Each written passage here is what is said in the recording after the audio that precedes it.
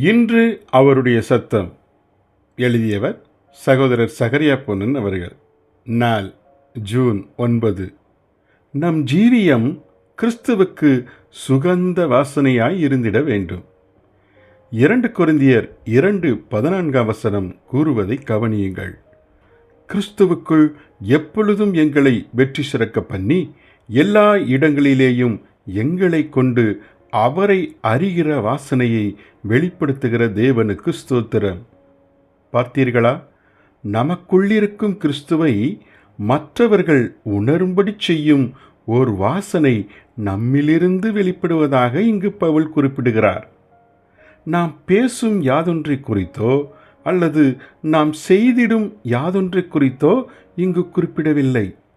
அது வாசனை மட்டுமே ஆகும். இந்த வாசனை நாம் உபயோகிக்கும் ஒரு வாசனை திரவியத்திற்கு ஒப்பானதே ஆகும். வாசனை திரவியத்தை உபயோகிப்பவர் யாதொன்றும் அது குறித்து கூற வேண்டியதில்லை. வாசனை தானாகவே வெளிப்பட்டுவிடும். அவர் பழகும் விதம், உங்களிடம் அவர் பேசும் தன்மை, அவரிடம் நெருங்கி பழகிடத் தூண்டும் குணம் ஆகிய யாவற்றிலும் பிரதிபலிக்கும் ஏதோ ஒன்று நிச்சயமாய் இருக்கிறது. இவ்வாறு சொல்லப்படாத அநேக குணநலன்கள் உண்டு. அவைகளில் ஒரு வாசனையை மாத்திரமே நம்மால் முகர முடிகிறது.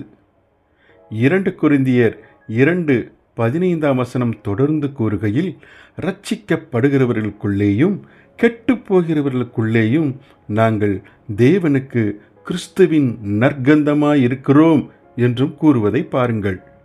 இந்த வசனம் நமக்கு கூறும் விடுதலையான செய்தி என்னவெனில், நாம் ஜனங்களுக்கு சுகந்த வாசனையாய் இருப்பதற்கென முயற்சித்துவிடக்கூடாது என்பதுதான்.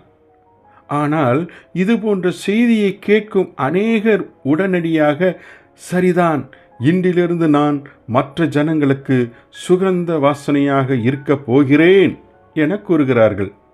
ஆனால் இது போன்ற முயற்சி அனைத்தும் செயற்கையானதே ஆகும்.